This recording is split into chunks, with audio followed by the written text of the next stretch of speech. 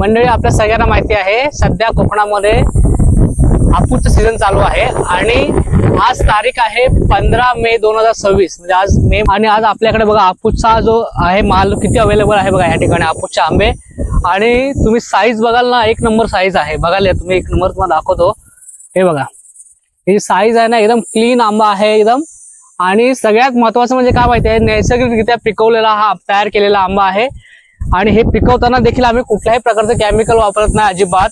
नैसर्गिकरित्या पिकवलेला आंबा तुम्हाला डायरेक्ट शेतातून तुम्हाला तुमच्या घरी मिळेल. तुम्हाला माहिती आहे की पाऊस कधी पडू शकतो मे मध्ये.